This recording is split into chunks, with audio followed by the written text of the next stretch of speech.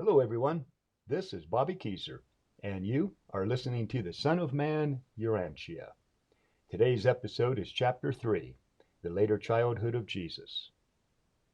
As it turned out, it was better that Jesus stayed with his family in Nazareth. If he'd gone to Alexandria, he would have learned only the Jewish laws. But Jesus didn't come to earth for the Jews.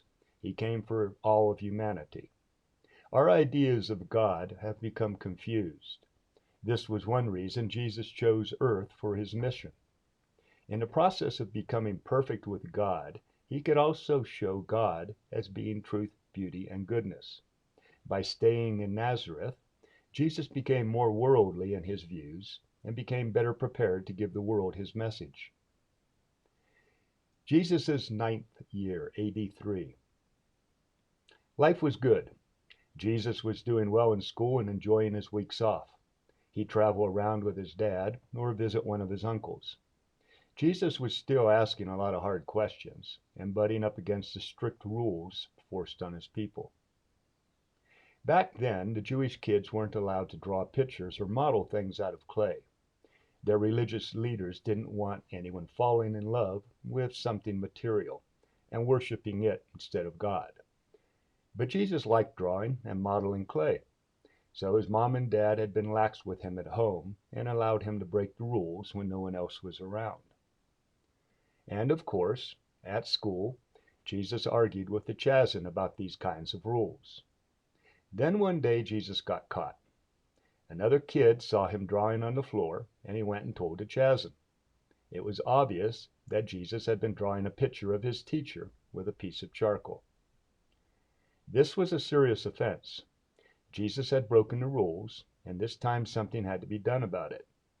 The Chazan and the others went to Jesus' house. All of them blamed Mary and Joseph for not being strict enough with Jesus. According to them, it was their fault that he wasn't following the rules. And they had told Mary and Joseph all of this before, but this time was too much. While all of these people were in the house scolding Joseph, Jesus was sitting just outside the door listening to everything. Finally, he got mad. He couldn't understand why they were blaming his dad for something he had done. Jesus didn't feel this was fair, so he stood up and went inside. When the lad entered the room, everyone went into kind of mild shock. Kids were supposed to be seen and not heard, as the saying goes. Children never argued with their parents, or with any other adult, for that matter. But this time Jesus got away with it. He held his temper and told everyone in the room why he thought this law was stupid. But he also agreed that it was the law and that he'd broken it. So Jesus promised to everyone that he'd obey his parents and stop drawing from then on. This satisfied the rabbis, and they left it at that. Jesus loved his hobbies, but he never broke his promise to Mary and Joseph. Jesus' second sister, Martha, was born September 13th. The family needed more room, so they built an addition onto the house. This room was part workshop during the day and a bedroom at night. Joseph built Jesus a small workbench, and for the first time the kid had his own tools. Throughout the rest of his life, Jesus worked at this very same bench as he learned and mastered his craft. A cold spell hit Palestine that year, and Jesus saw ice for the first time.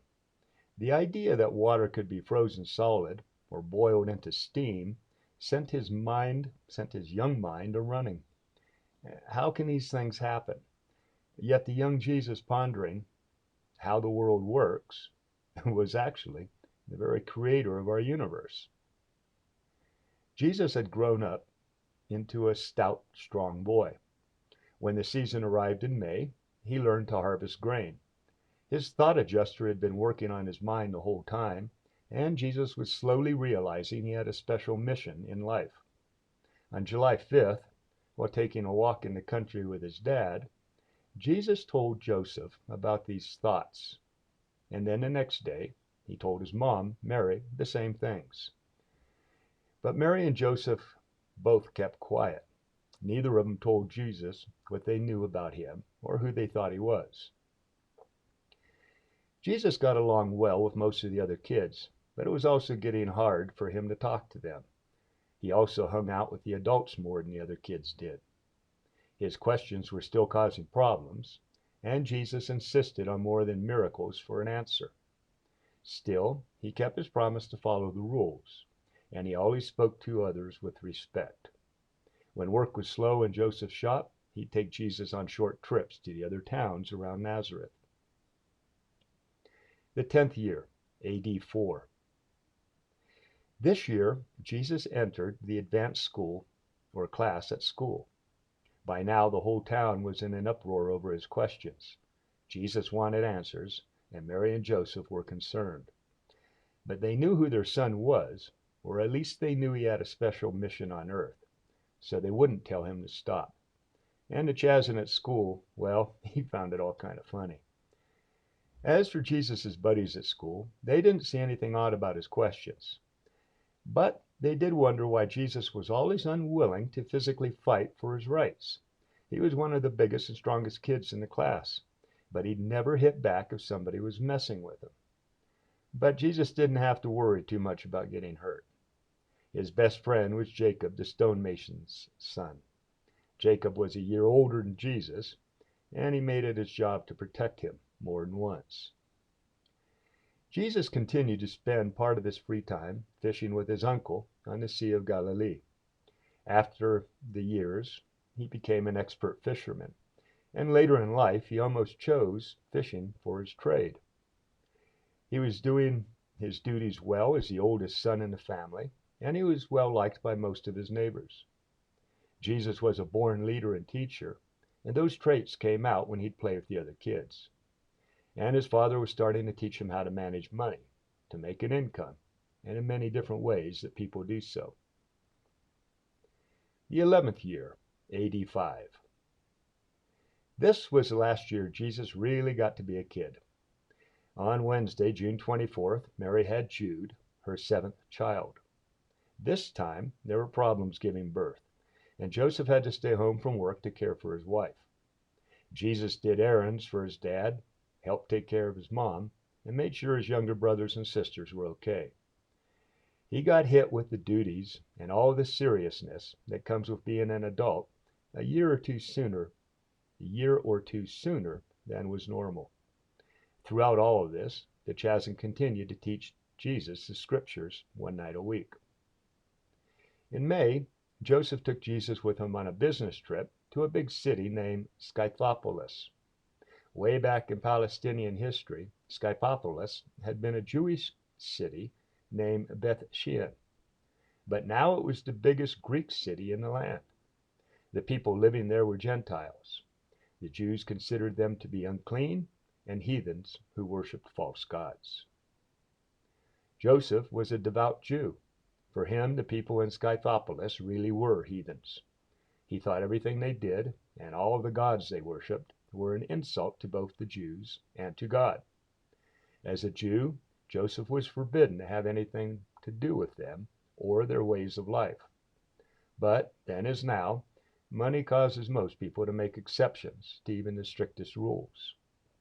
So, as dad and son walked the road leading to the heathen city, Joseph ignored what they were seeing around them and instead just told Jesus stories about the old days when the Jews ruled the city. But Jesus thought the city was awesome.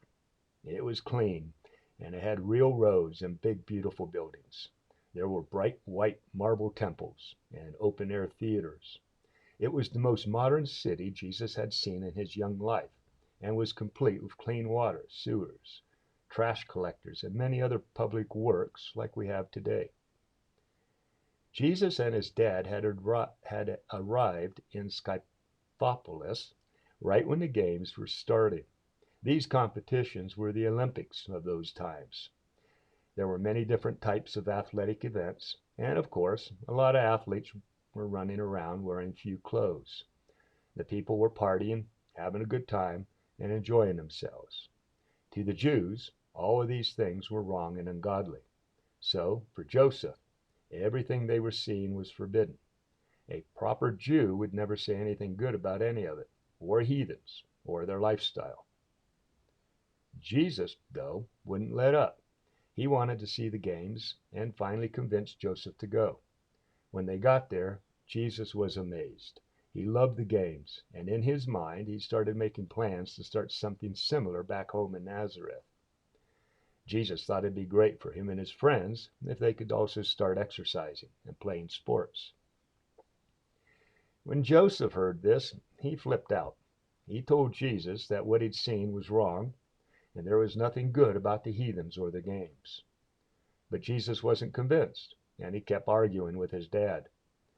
Then he told Joseph about his plans to go home and build a workout arena like the Greeks had, so the Jews could hold their own games in Nazareth. That was too much for Joseph. He was usually good at holding his temper, but this time he lost it. Joseph grabbed Jesus by his shoulders and shook him, the whole time telling him never to utter such an evil thing again. Joseph had never before gotten angry and treated Jesus like that, and it really surprised the boy. So, in respect to his dad, Jesus gave in and never brought up the subject again as long as Joseph lived. The 12th year, AD 6. As Jesus got older, he started to work more in the carpenter shop at home. Normally, his father would have managed any money he made, but Joseph let Jesus handle his own affairs. Jesus didn't tell anyone about this arrangement. He was learning to keep his thoughts to himself and to be careful with what he told others about his life. Jesus' mind was developing quickly. Like us, his personality was a blend of both the human and divine. His mind was struggling with the fact that he was the actual creator of this universe. Yet here he was, growing up like any other person. This was confusing, to say the least. Yet, throughout it all, Jesus continued to grow in tact, compassion, and his ability to get along with people. He was fulfilling his desire to really know humanity.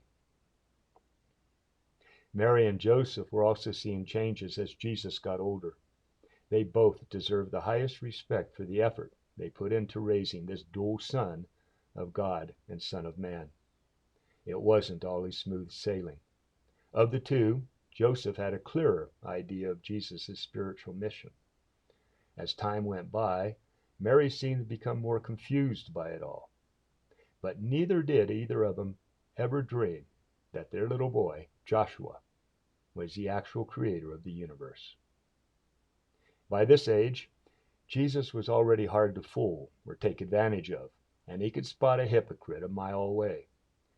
He also had no problem calling people out when he'd catch them saying one thing and then doing another.